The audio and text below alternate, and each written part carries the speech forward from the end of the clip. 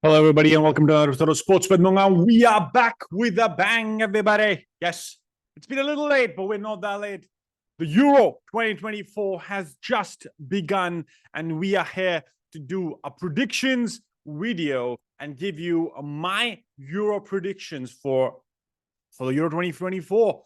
And welcome to Sportswtihmongha. There's a lot of content coming through the summer. We have the Euros, we have the Cricket World Cup that's still happening. Wimbledon's soon kind of coming up. There's a loads to kind of go over, and also the transfer window, which is just kind of going crazier and crazier. So if you're new to the channel, hit the subscribe button, hit the bell icon, and let's get into the Euro 2024 Germany predictions. Is it coming home? And let's try to get into the winners. Like, in my mind, the current prediction, and I'm going over what the Opta predictions are currently saying. The current Opta Supercomputer predictions for the Euro 2024 is England will be the winner, but closely behind is France, Germany, and France is the second closest one. So the biggest title here could be in the finals. It is possibly going to be England versus France. That's possibly the prediction. Player of the tournament, and we'll go group by group as well, but then overall I feel that's what the Opta Supercomputer prediction is saying. It also could be that there is more change there, and that is possible as well. They're dark horses, and everything can happen when it's the European Championships as well. Euro 2024 has started already. We've seen some games kick off with Germany beating Scotland pretty well, thumping 5-1, getting the 3 points. Switzerland beating Hungary, and in the Group A, making it the win basically 3-1. That's how it ended. Spain playing Croatia, the dark horses who've been on the Euros. They lost 3-0. A beautiful score, goals from all the Spanish striker Morata scoring. Even in the game as well, it was Fabian Ruiz and Dani Carvajal still scoring as well. Like, he's on the Champions League winner, but also kind of scoring in the Euro as well. And Italy beating Albania 2-1 in a very crucial game. Like, it could have ended with a 2-2 as well, but a great save from Donnarumma. Group C starts today. The games, Serbia playing England, Slovenia playing Denmark, and Group D, Poland, Netherlands, and Austria, France. Group E, Belgium, Slovakia, Romania, and Ukraine. And Group F, Turkey, Georgia, Portugal, and Czechia. That's how the groups are kind of stacked up. But looking at the Opta Supercomputer predictions and also understanding how it goes, it is almost time that it says it is coming home, and England could be the strongest they've been ever to push this through.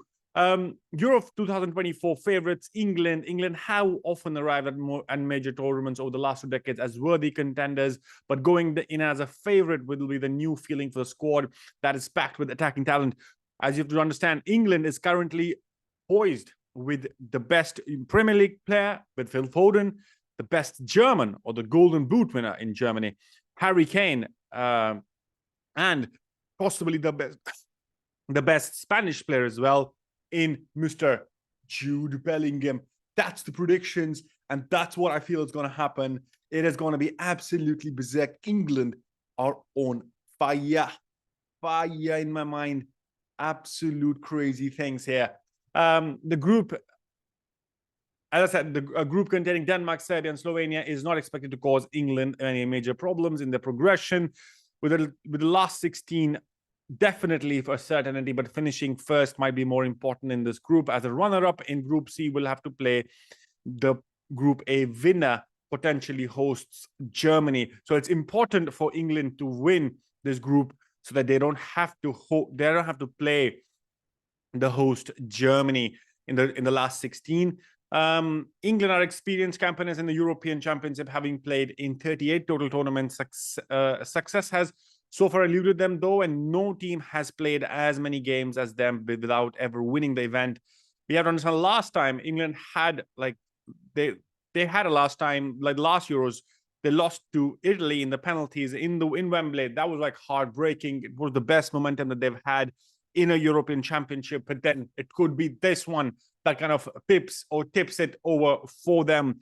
But in my mind, the player of the tournament as well, in my mind, I'm going to give it to Jude Bellingham. The persona, the confidence, and what we have seen with him with Real Madrid. I just want to see that guy that succeed and break the odds and actually prove it at the big stage. And it is possible. Jude Bellingham, player of the tournament, in my opinion. France, on the other hand, they have an interesting group as well. A Group B, Group D is France. They're the second favorites. The Opta Supercomputer ranks two teams well above the rest going to the Euros, as well as England. France are strongly fancied to go all the way and come in only fractionally behind the Three Lions. A potential semi-final meeting between England and France could prove pivotal as well as dramatic, with the teams back and forth battle in the World Cup quarterfinals still fresh in the memory, particularly for Harry Kane, who missed one of those two penalties.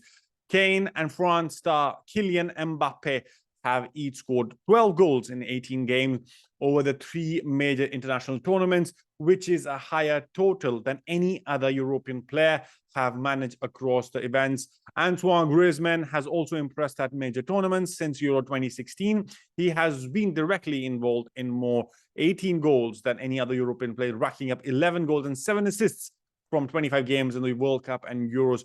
Les Bleus, both Didier Deschamps has a strong track record too. If he lifts the trophy at Euro 2024, he will become the first person to win the World Cup and the European Championship as both a player and a head coach. And that's the interesting thing. The other outside contenders, come on, guys, we have to give it away with Germany. The way Jamal Musiala, oh my God, the Fabian Ruiz, what players, what talent. Kai Havertz coming in, Levite, Gundogan. They're just a different force. Rudiger in the back. It's just absolutely amazing to watch what we've seen. England and outside contenders as well. Like when you have the host nation, while England are favorites, 10 of the 16 previous UEFA European champions have been won by either Germany, Spain, France, or Italy. So any team outside of the quartet will be doing well to lift the trophy. So we have to repeat. The dark horses in my mind is anybody outside of France and England who are the favorites. Germany, Spain, France, or Italy could be the one team to watch. One of them could actually possibly pip it if it's not France or England. A member of that group, Germany, are seen again as strong contenders despite having a difficult decade in major tournaments since winning the World Cup in 2014 and suffering 6 friendly losses since their poor campaign in Qatar.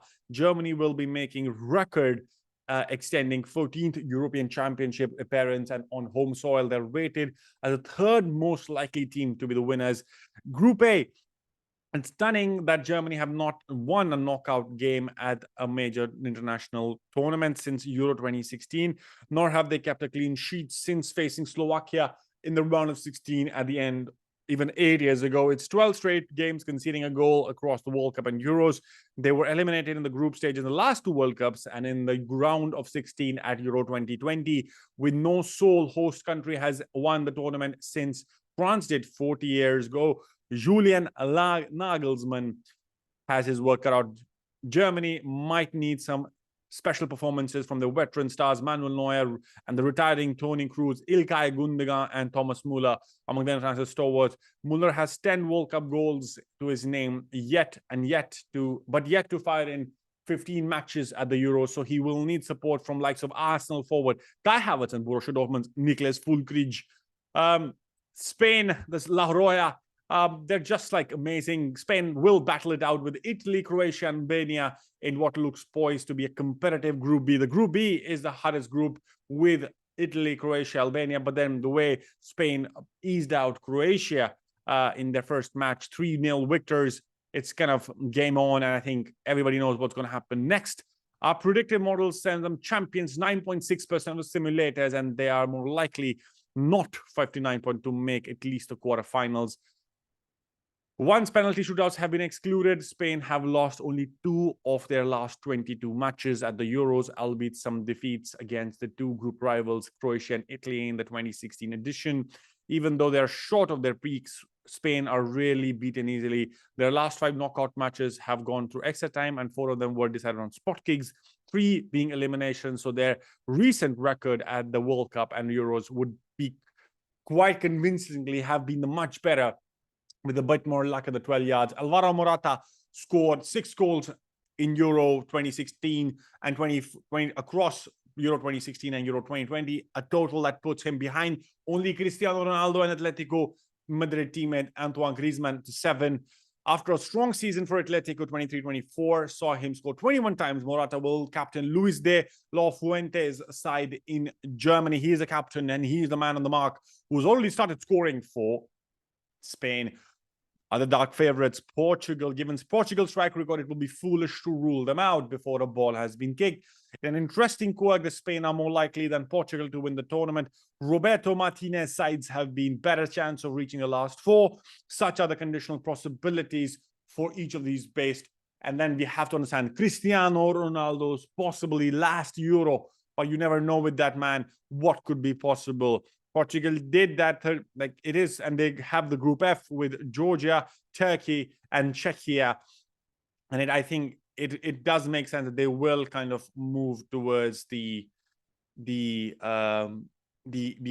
final 8 in my mind as well. But the best of the rest, Netherlands won the Euros the last time it was held exclusively in Germany back in 1988. History is with Netherlands the Orange Army, but it's been a tough stretch more recently. The Orange haven't reached the semifinals since 2004.